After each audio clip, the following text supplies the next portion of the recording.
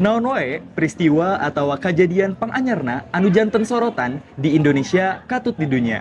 Hayu urang bahasa sarengan dina mawa Pamas Maca Warta episode kedua.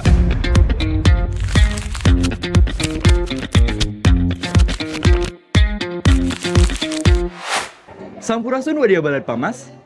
Wilujeng semping di mawa Pamas Maca Warta. Tepang deui sareng sim kuring Ikmaludin Tintragan 2022. Anu baris ngaping dina mawa dangat ayeuna. Di dieu aya sababaraha cuplikan warta utamana. Warta nu kahiji nyaeta ngeunaan Pandawara Group. Pandawara Group teh sabenerna mah golongan nonoman anu mindeng ngalaksanakeun tindakan bersih-bersih di walungan jeung di basisir di daerah Indonesia.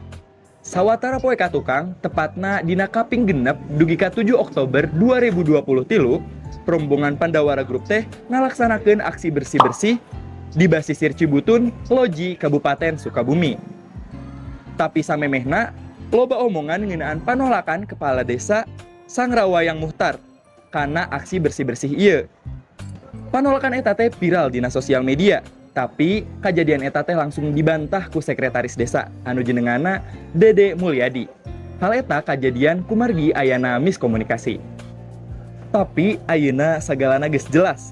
Aksi bersih-bersih basisir pantai teh tiasa dijalankeun. Pandawara Group oge nyuhunkeun dihapunten upami seueur cariosan anu dianggap nyinggung ka sajumlah pihak dina kagiatan bersih-bersih anu dilaksanakeun. Pandawara Group netelakeun yen anu dilakukeun kumaranehna teh miboga tujuan pikeun ngahudangkeun kasadaran sakumna masyarakat Indonesia ngeunaan pentingna ngajaga lingkungan. Warta anu kadua nyaeta ngeunaan Mang Koko.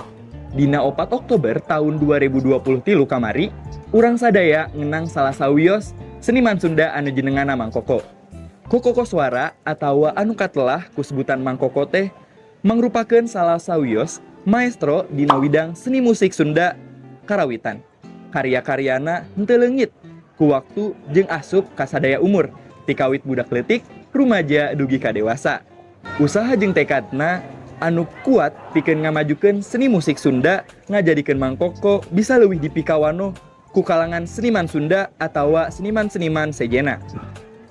Hal ieu dibuktikeun yen usaha jeung tekad anu hade moal kaelehkeun sok sanajan loba tolakan dina sabudeureunana.